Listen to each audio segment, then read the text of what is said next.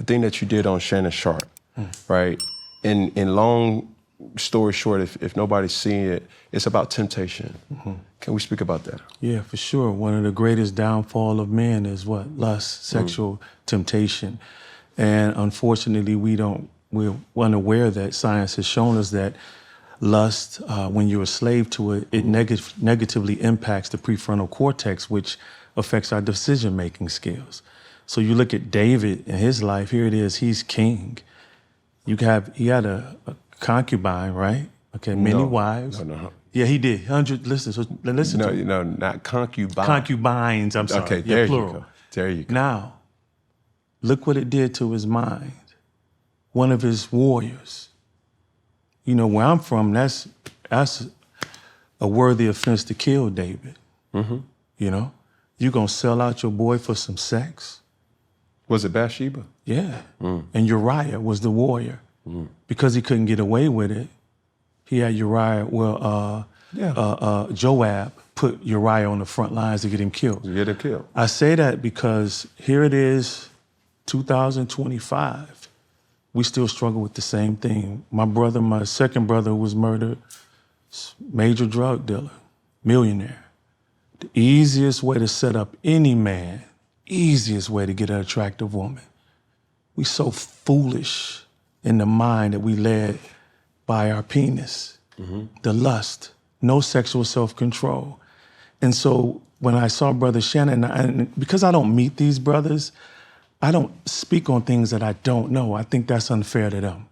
You know, I've seen someone do that about me. It's like, you didn't even understand what I was going through with my mother. All I could speak on was just the lack of sexual self-control that we all need. I see it affect the boys that I work with, how you have good fathers, but because of the lack of sexual self-control, or even deeper, brother, it falls into a lack of self-love if we really deal on the psychological level, what makes you become a Lothario or a man who's promiscuous, that he doesn't even value his own temple, that he got to sleep with everyone else for affirmation. When I see the damage that it does to his sons, and then the ill effects of that in their grades, and then how statistics show us that homes without fathers, the boys are at a greater risk of being incarcerated, and the daughters are more likely to get pregnant young, and then also reach puberty before it's time, which is now linked, scientists say, is linked to depression. And so the reason I wanted to speak on it was not to condemn Brother Shannon, was like, look, what can we learn from my brother? Yeah. You know, and we're so quick in society, as you were saying, look at the content, but not the context. This has been going on for centuries. Yeah. Why does it keep happening? Brother was on his way to sign, what, a $40 million contract? Yeah. Life's all about leveling up.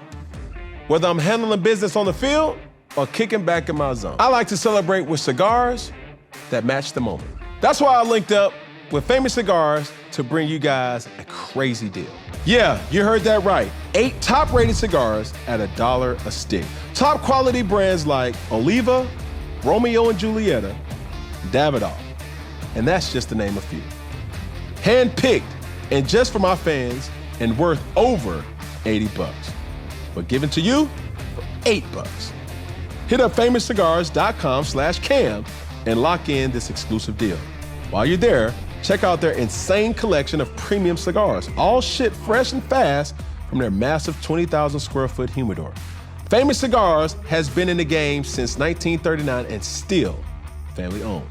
If you know me, you know family means everything. So celebrate every win with my friends at Famous. 8 cigars for $8. No, 8 premium cigars for $8. That's famouscigars.com/Cam. $40 million contract for a podcast, or more than Quarterly. that? Yeah, okay. And we still, not him, we see a good-looking woman. That just happened to us. I want to hit that. The scriptures say, a man without self-control is like a city without walls. You know, in ancient times, the walls were the protection of the city. So without self-control, your mind is impenetrable to sin, your weaknesses, your flaws.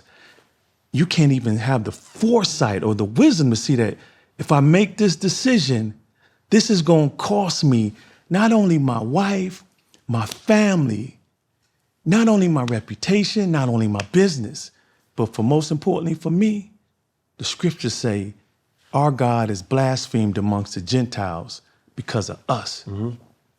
I got too much to lose, hence why I teach men it ain't good enough just to be in love with your wife.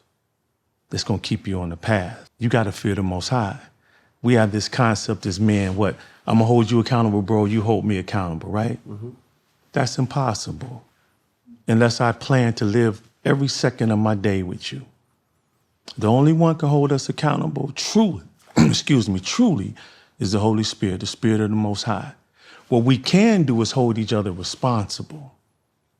So if I need accountability when I ain't around y'all, when I ain't with my wife who's beautiful, intelligent, industrious, my right hand with our nonprofit, why would I want to ever risk that?